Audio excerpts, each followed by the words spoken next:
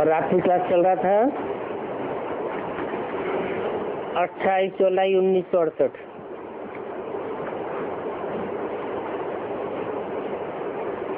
चौथे पेज की आदि में बात चल रही थी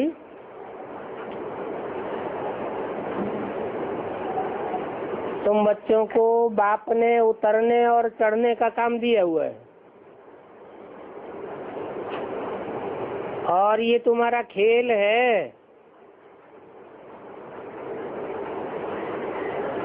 खेल को मैं बंद नहीं कर सकता। ऐसे तो ये बेहद का अनादि खेल है और ये अनादि खेल चलता ही रहता है। इस खेल में है उतराई और चढ़ाई। इस बात को तुम बच्चे ही जानते हो, दुनिया में कोई नहीं जानते हैं।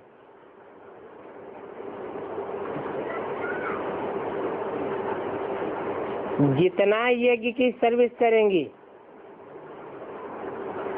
अपने अंदर दैवी गुण धारण करेंगे, उतना ही ऊंचे पद पावेंगे। तो अपने ऊपर ध्यान रखना है।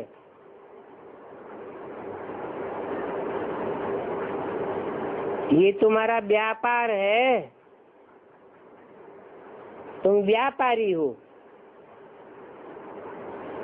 बाप भी व्यापारी है। कोई बिरला बाप से व्यापार करे और उनकी श्रीमत पर चले। रोज अपना पोता मिल देखो, कितना याद किया, कितना दैवी गुण धारण किया। ये पोता मिल रखना है। तुम बच्चे बाप से भी अच्छा पुरुषार्थ करते हो।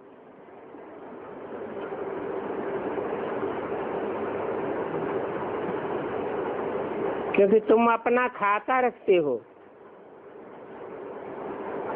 ये दादा खाता नहीं रखते हैं, परंतु बाप को इनकी पक्की खातिरी है। बाप दादा दोनों इकट्ठे हैं।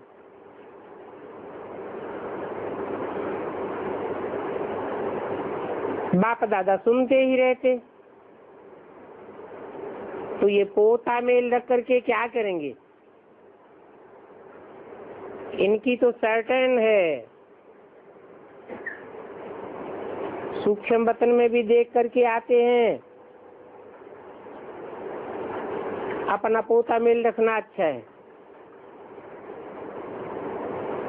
फायदा देखते रहेंगे तो खुश होते रहेंगे। इतनी जब मेहनत करो तो खुशी का पारा भी चढ़े। इसलिए कहते हैं कि अपना रजिस्टर रखो। यूं तो हर एक अपना पोता मिल देख सकते हैं। कहाँ हमारी क्रिमिनल आई धोखा तो नहीं देती है।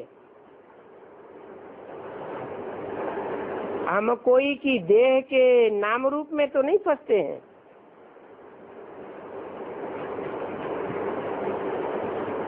पुरुषार्थ करके देह के नाम रूप से छूटना है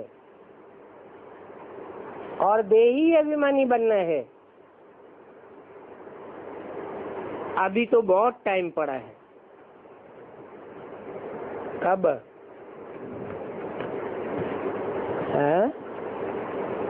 कब की बात बताई? 68 की बात बताई। अभी तो बहुत टाइम पड़ा है। जो जितना देरी से आवेंगे उनको थोड़ा घाटा पड़ता जाएगा।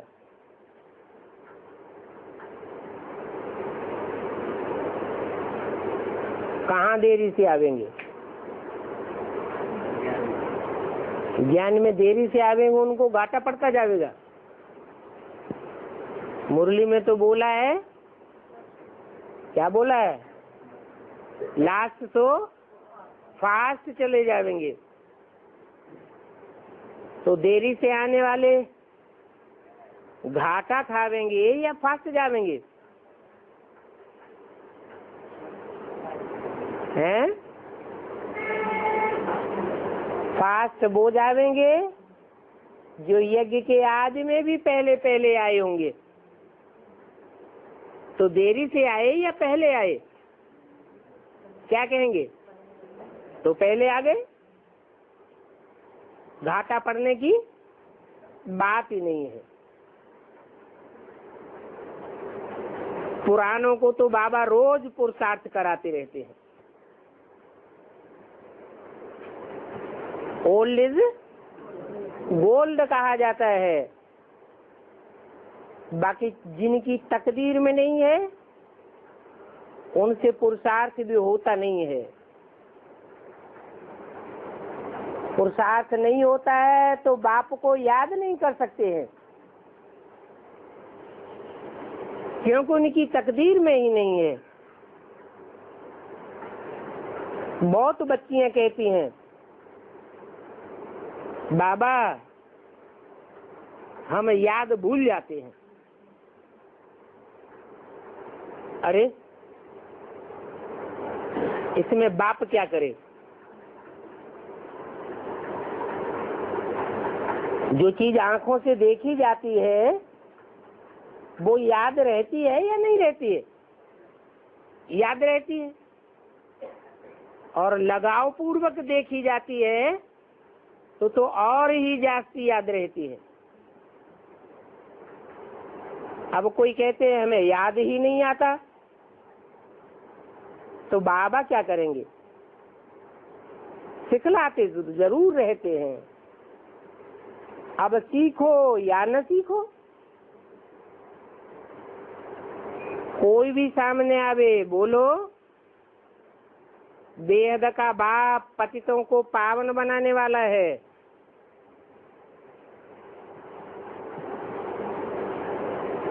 तो पतित पावन बाप को याद करेंगे तो पावन बन करके पावन दुनिया में चले जाएंगे।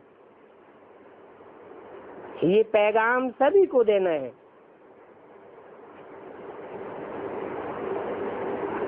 बेहद के बाप से स्वर्ग का वर्षा मिला था। भारत स्वर्गवासी था, अभी भारत नरकवासी है। अभी तुम पुरुषोत्तम संगम युग पर हो। जब तक बाप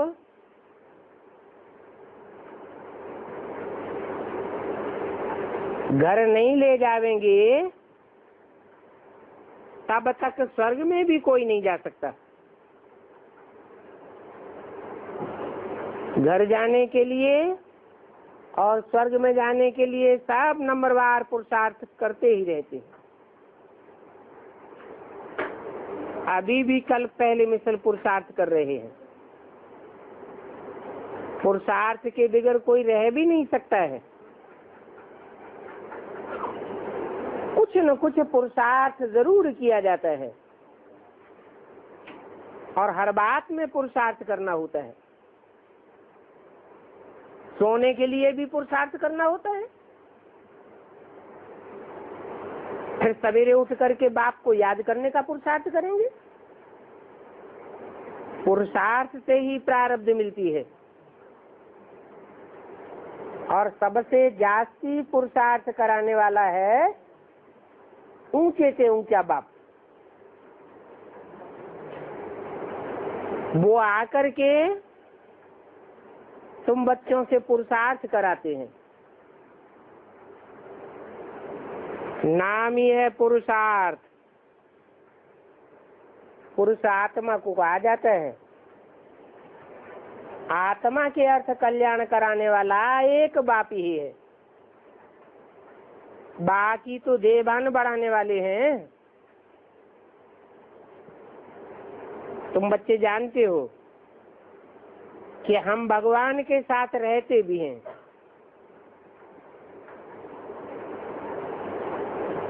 और हमको निराकारी दुनिया में आना जरूर है। भगवान पढ़ाते हैं तो हमको भगवान भगवती कहलाना चाहिए, परंतु फिर भगवान भगवती तो साकार में चाहिए ना।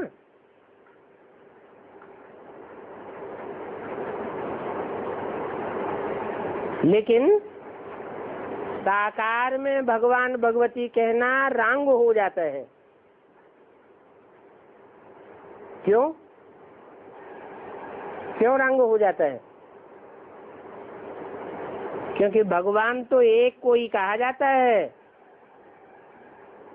भगवान के साथ भगवती होने की बात नहीं है। हाँ, भगवान आकर भगवान भगवती बनाते हैं, तो कोई भी मनुष्य को भगवान नहीं कहा जा सकता। मनुष्य कहा ही उनको जाता है जिनका मन चलायमान हो। भगवान का तो मन चलायमान होता नहीं है। भगवान तो आकर के पढ़ाते हैं मनुष्यों को। क्या पढ़ाते हैं? अपन को आत्मा समझ, मुझ बाप को याद करो। तो जो आत्मा बनने की पढ़ाई पढ़ाते हैं वो तो जरूर आत्म की स्थिति में रहते होंगे, साकार तो नहीं है। बनाने वाला सदैव निराकार है, निराकारी निर्विकारी निरहंकारी है, जो भगवान भगवती बनाते हैं। मनुष्यों ने ये इज्जत दे दी है, जो भगवान के साथ भगवती कह देते हैं। नहीं तो भगवान है एक निराकार, भगवती भगवान वो तो फिर शरीरधारी होने चाहिए। इसलिए फिर उनको देवता कहा जाता है। लक्ष्मी नारायण को भगवान भगवती कहेंगे, परंतु भगवान तो एक बाप को कहा जाता है। बाप आकर के समझ देते हैं और पढ़ाते हैं। खुद कहते हैं मैं तुमको राजाओं का राजा बनाता हूँ।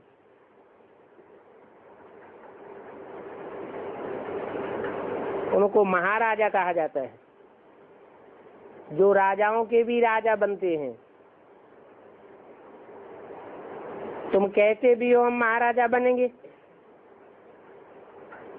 बाप भी कहते हैं हाँ बच्चे पुरुषार्थ करो, तुम्हारी तो अहम ऑब्जेक्ट ये है, इसलिए खूब पुरुषार्थ करो। समझते हो? सारी डायनेस्टी यहाँ संगम युग पर स्थापन होनी है।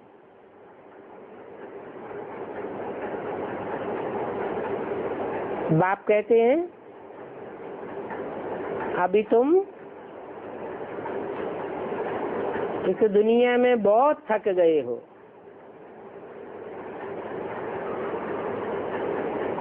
अभी तुम चलो शांति धाम। जैसे सारा दिन मनुष्य काम करते हैं तो थक जाते हैं ना, तो रात में जाकर सो जाते हैं। वो तो है स्थूल बात। यहाँ इस दुनिया में तुम आते हो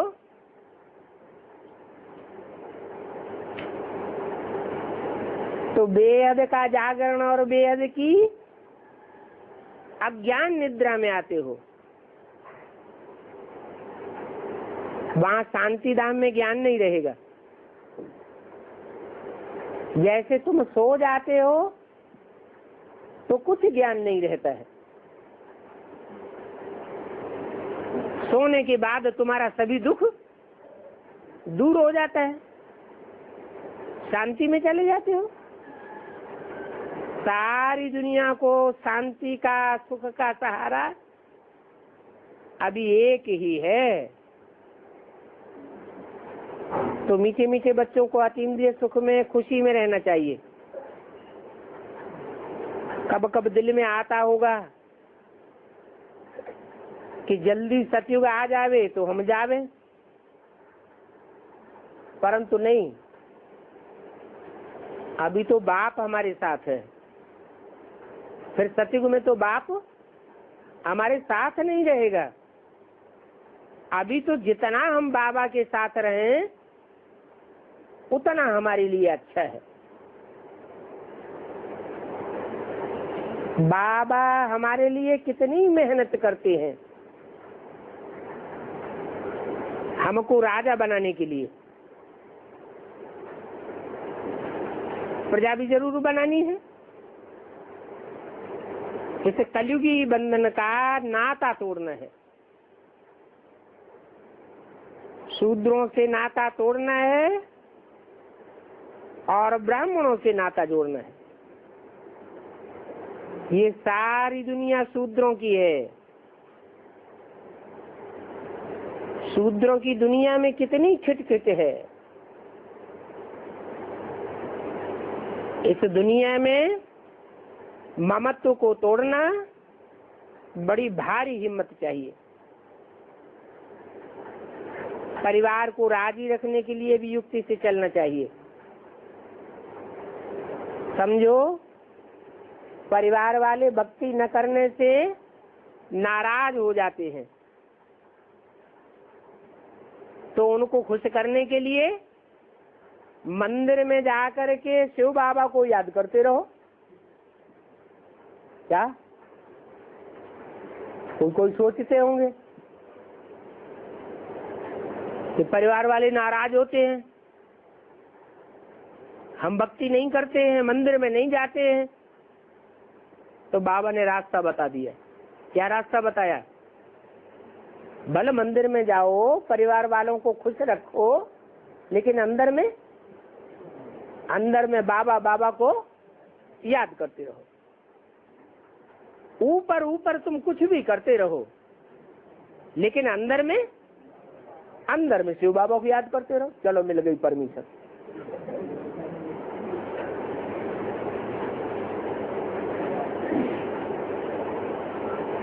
कोई विकार के लिए तंग करते हैं परिवार में, तो बोलो भगवान कहते हैं कि विकार, काम विकार, क्रोध विकार या लोभ विकार तुम्हारी शत्रु हैं। इनमें भी काम और क्रोध महाशत्रु है, इनको त्यागना है। तुमको तो त्रिया चरित्र बहुत आते हैं। किनको? माताओं को। बाप ने तुमको चरित्र सिखाए हैं, कल्याण करने के लिए झूठ बोलना पड़े। बेहद के बाप से बेहद का वर्षा पाने के लिए अनेक प्रकार की चतुराइयां तुमको बाप सिखलाते रहते हैं। अच्छा, बच्चों को गुड नाइट और नमस्ते। आज की प्रातः सभा है 31 जुलाई 1968। जैसे रूहानी बच्चों को अब रूहानी बाप प्यारा लगता है। कब? अब संगम युग में रूहानी बच्चों को रूहानी बाप प्यारा लगता है। वैसे रूहानी बाप को भी कौन प्यारे लगते हैं? रूहानी बच्चे प्यारे लगते हैं। रूहानी बच्चे किन्हें कहेंगे?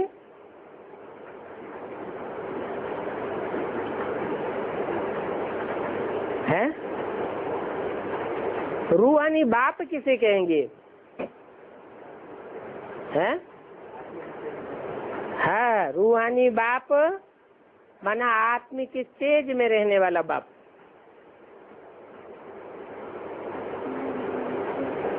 ब्रह्मा को रूहानी कहेंगे या जिस्मानी कहेंगे? है क्यों?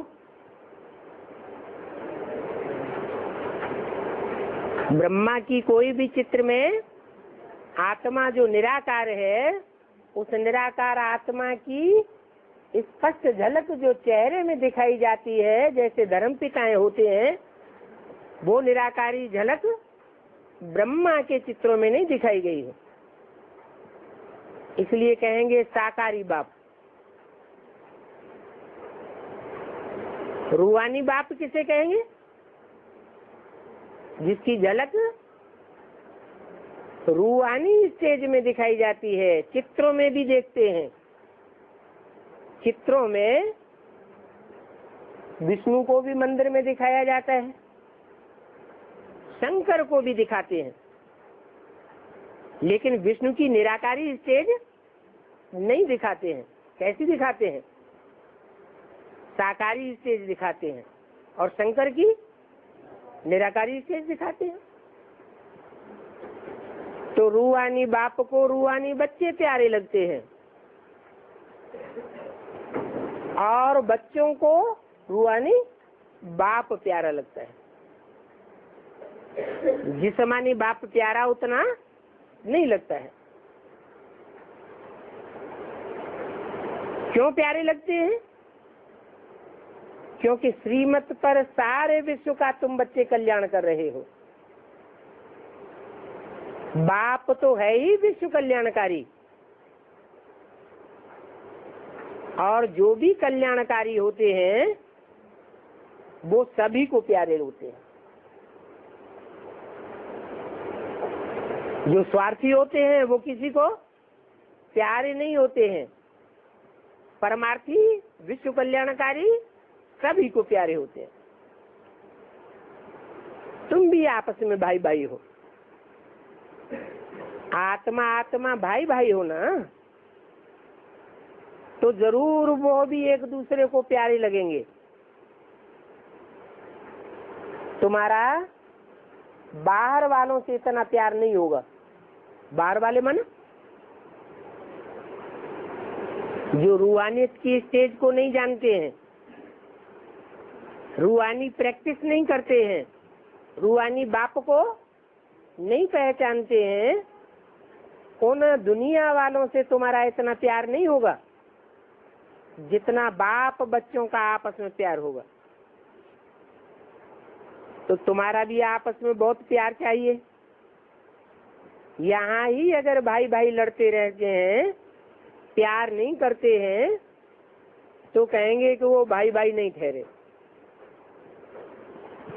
तो बच्चों में आपस में आत्मिक लव होना चाहिए, क्योंकि बाप का भी आत्माओं से रूहानी लव है ना, तो आत्माओं का भी आपस में बहुत लव होना चाहिए। सतयुग में तो सभी आत्माएं एक दो के प्यारे लगते हैं। क्यों? क्योंकि वहां तो सबकी पक्की प्रैक्टिस होती है, जन्मजात प्रैक्टिस होती है। क्या? अपन को आत्मा समझने की।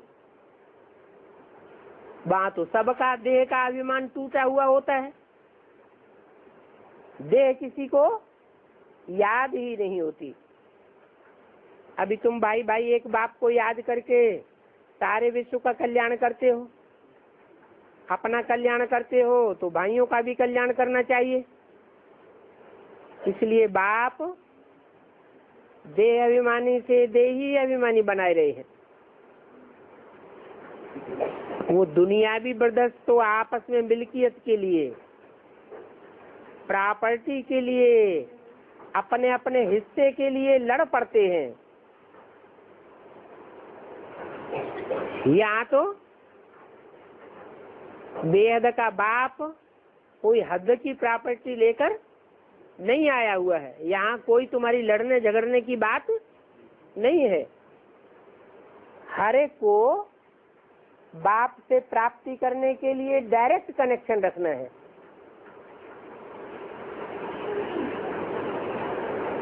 क्या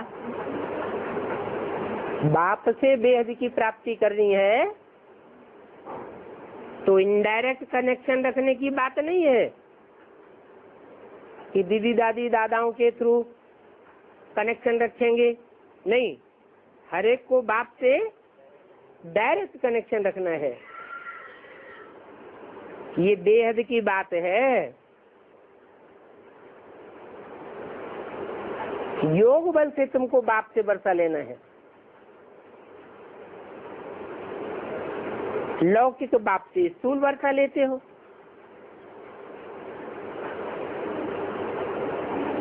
स्थूल वर्षा अल्पकाल का होता है,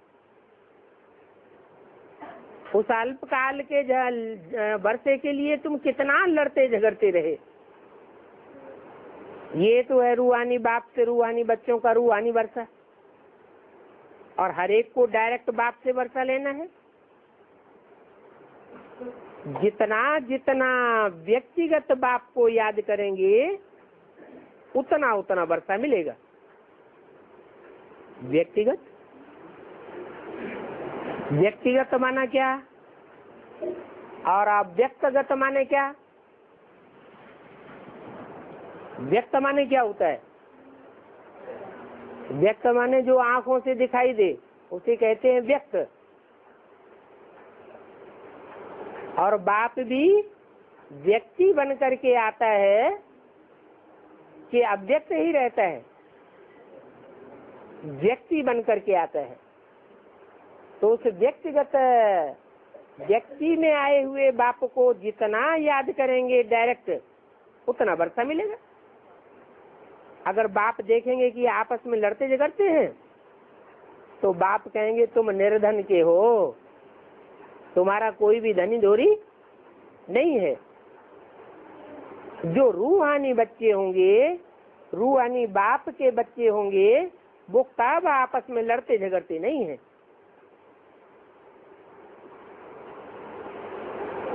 अगर भाई भाई होकर और फिर आपस में लड़ते झगड़ते हैं, आपस में प्यार नहीं करते हैं, तो जैसे रावण के बच्चे बन जाते हैं। उनको कहेंगे वो सभी हैं आसुरी संतान। तो दैवी संतान में और आसुरी संतान में जैसे फर्क होता है, अगर लड़ते झगड़ते हैं तो फर्क ही नहीं रहता, क्योंकि देह अभिमानी बनने से ही लड़ते झगड़ते हैं।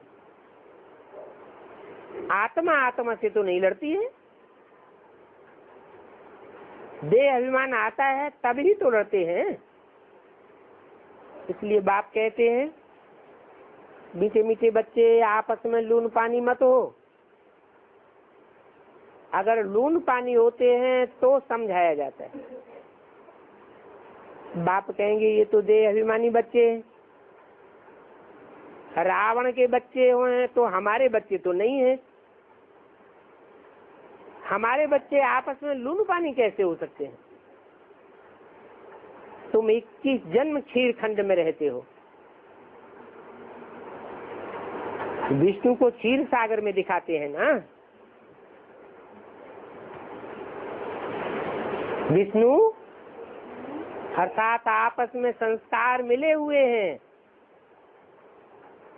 पारिवारिक नाता पक्का हुआ पड़ा है। रावण के बच्चे तो लून पानी हो जाते हैं। तो उस ज्ञान में तो देही अभिमानी बनकर के रहना है। अगर कोई की आपस में नहीं बनती है तो उस समय के लिए उनको रावण संप्रदाय कहा जाता है। कहेंगे रावण संप्रदाय की शूटिंग कर रहे हैं, रिहर्सल हो रही है। आपस में लून पानी होने से बाप की पत गवावेंगे। बल ईश्वरीय संतान अपन को कहते हैं,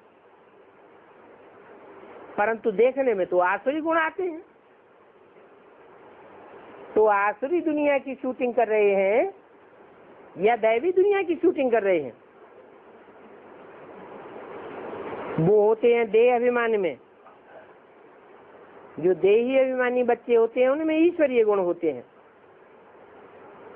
यहाँ तो तुम ईश्वरीय गुण धारण करेंगे तो तुमको बाप अपने साथ ले जावेंगे।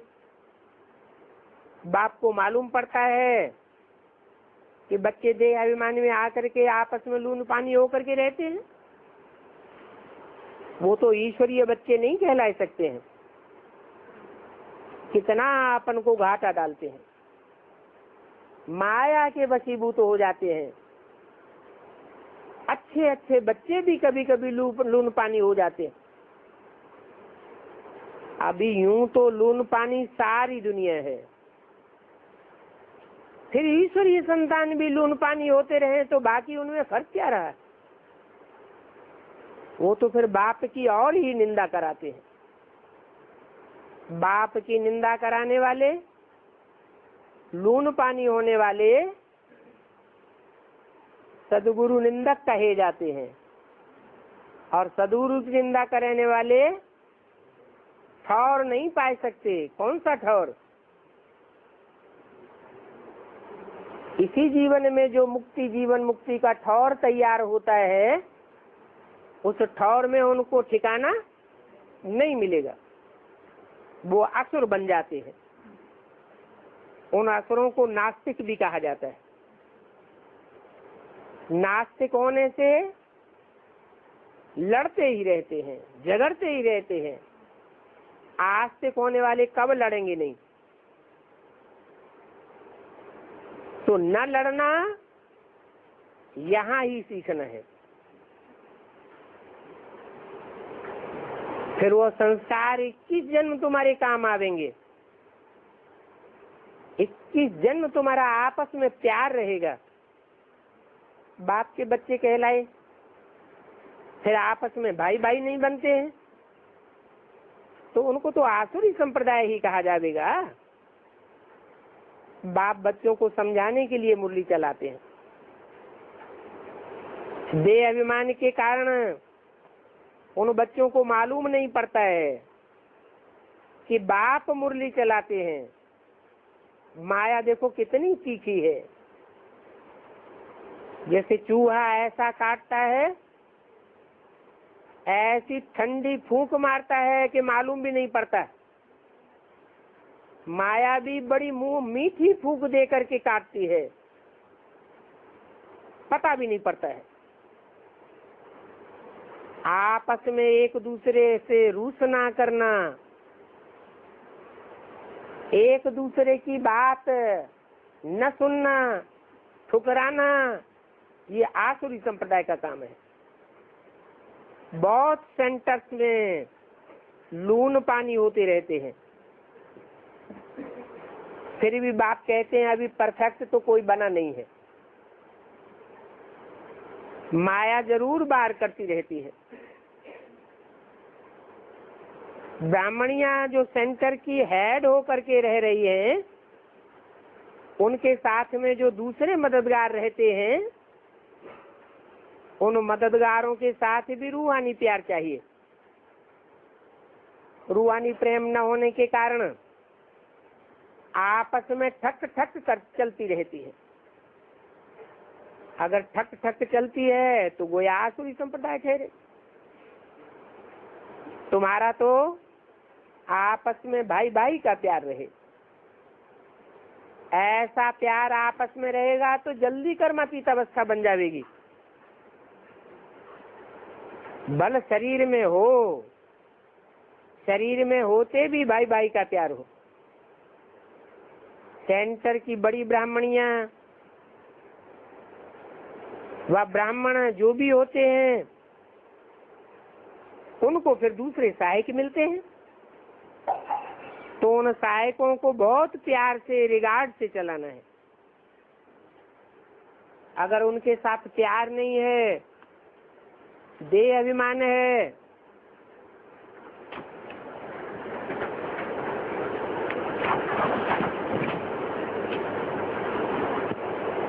तो कहेंगे कि ये भाई भाई कहाँ हुए। भाई भाई होंगे तो जरूर आपस में प्यार से चलेंगे। 31 जुलाई 68 की वाणी का दूसरा पेज। तब आसुरी ख्यालात से एक दो को देखना नहीं चाहिए, नहीं तो एक दूसरे की कमियां ही देखते रहते हैं।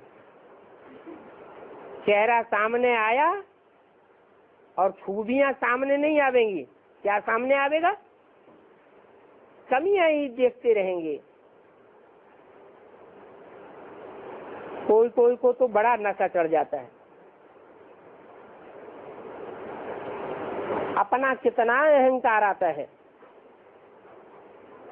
बाप तो सबसे बड़ा है, ऊंच से ऊंच बात है, और बाप को तो देखो कब नशा नहीं करता है। इतना बड़ा बेहद का बाप बच्चों से कहते हैं, बच्चे I am your most obedient servant. बच्चों को नमस्ते करते हैं, कहते हैं मैं तुम्हारा आज्ञाकारी सर्वेंट हूँ। तो तुम बच्चों को भी आपस में बहुत प्यार से रहना चाहिए। दूसरे जो भी साथ में रहते हैं उन पर कभी गुस्सा नहीं करना चाहिए, प्यार से संभालना है। खान पान की भी उनकी बड़ी संभाल रखनी है। अपन को बड़ा नहीं समझना चाहिए। आपस में प्रेम से यहाँ चलेंगे तो प्रेम 21 जन्म तुम्हारा साथ चलेगा।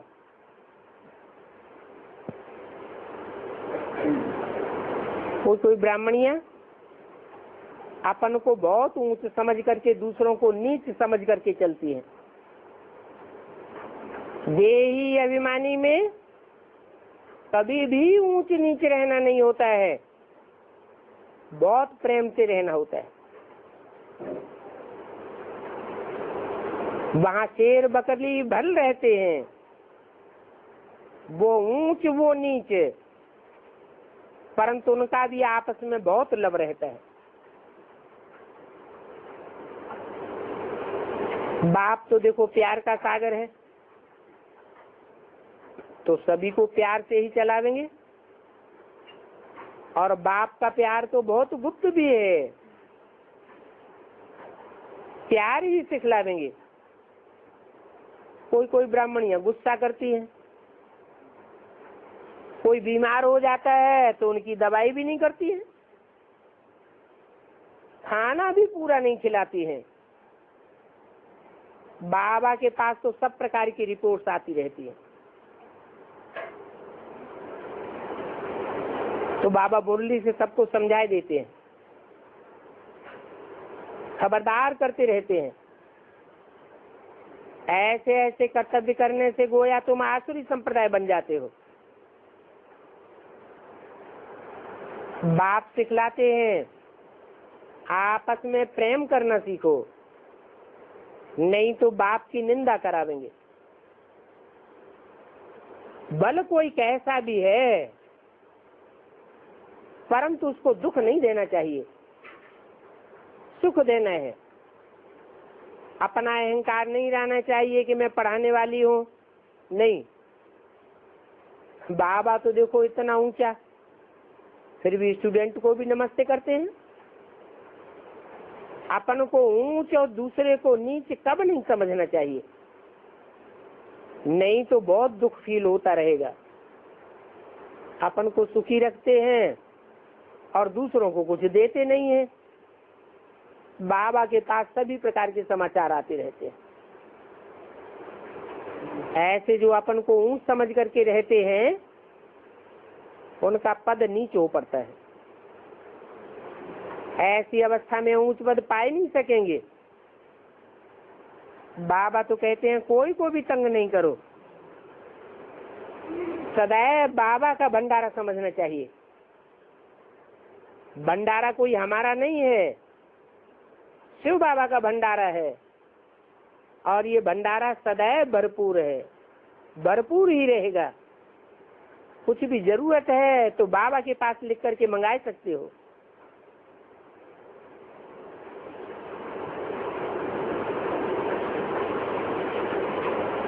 बाबा हम इनको सपोर्ट नहीं कर सकते हैं तो बाबा मदद देंगे। ब्राह्मणियों को बाबा सावधान कर रहे हैं।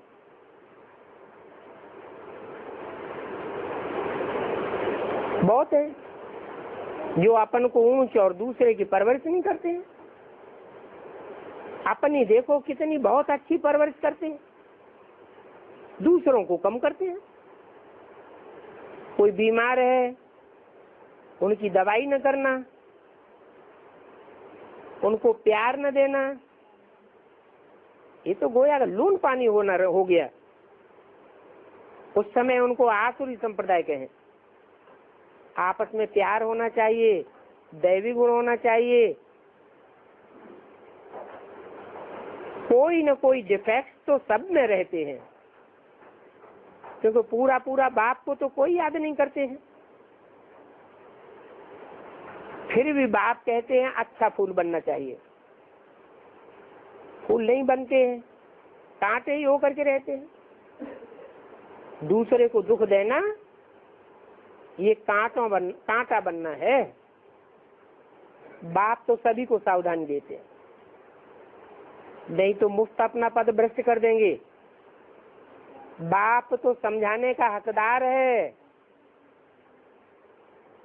कहते हैं कच्छर माल मन न बनो, सर्वसेबुल बनो।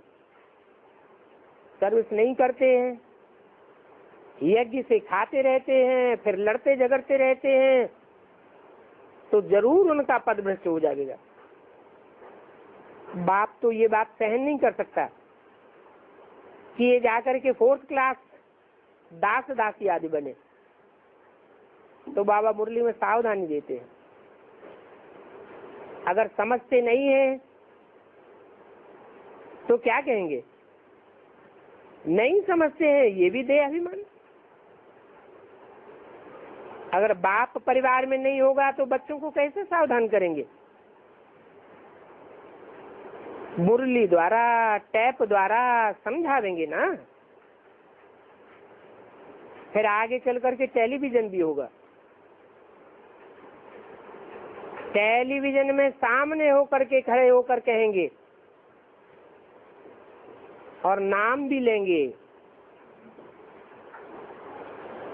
नाम ले लेकर के कहेंगे तुम फलाने फलाने आपस में लून पानी होकर के लड़ते हो। लून पानी होने से सर्विस को धोखा आ जाता है। देह अभिमान से सर्विस अच्छी नहीं होती है। आपस में खीर खंड होकर के रहेंगे तो अच्छी सेवा होगी। बाप को तो सर्विस का बहुत फुरना रहता है। देह अभिमानी आसुरी संप्रदाय जो होते हैं वो बहुत नुकसान कर देते हैं। माया ऐसा माथा मूर्ति है जो पता ही नहीं पड़ता है कि हम जिस सर्विस कर रहे हैं। तो अपने दिल से पूछना है कि हमारा आपस में प्रेम है, आपस में पारिवारिक प्रेम से रहते हैं व नहीं। प्रेम के सागर के बच्चे हो तो प्रेम से भरपूर गंगा बनना चाहिए। लड़ना झगड़ना उल्टा सुल्टा बोलना, इससे तो न बोलना अच्छा है। बाप कहते हैं हियर नो इविल। कोई उल्टा बोलता है तो एक कान से सुनो, दूसरे कान से निकाल दो, नहीं तो तुम असुर बन जाते हो। कहते हैं टाक नो इविल। उल्टा बोलने वाले को उल्टा जवाब न दो। परिवार में सामना नहीं करना चाहिए, परिवार में तो सहन करना होता है। असुर बन जाते हो तो दूसरों को असुर नहीं बनाना चाहिए। बाबा सिद्ध करके बतलाते हैं इनमें क्रोध का भूत है, इनमें वह पारिवारिक लव नहीं देखने में आता है। इसलिए बाबा कहते हैं कि रोज अपना पोता मिल निकालो। आसुरी चलन से सुधरते ही नहीं है तो आखिरी में फिर नतीजा क्या निकलेगा, क्या पद पावेंगे, कहाँ विश्व के मालिक और कहाँ प्रजा के चंडाल। चांडाल भी तो बनते हैं ना। बताते हैं कि राजाओं के चांडाल अलग होते हैं, राजघराने के शमशान अलग होते हैं और प्रजा के शमशान अलग होते हैं। चांडालों का भी परिवार होता है, कोई ऊंच कुल के चांडाल, कोई नीच कुल के चांडाल, फर्क तो होता है। तो बात समझाते हैं, कोई भी प्रकार की अगर सर्विस नहीं करेंगे तो तुम्हारा भी ये हाल हो जाएगा, कम से कम पद हो जाएगा। अभी भी अपने कर्मों का साक्षात्कार तो सभी को होता है, तुमको भी आगे चल करके अपने कर्मों का साक्षात्कार होता रहेगा। अच्छा, ओम शांति।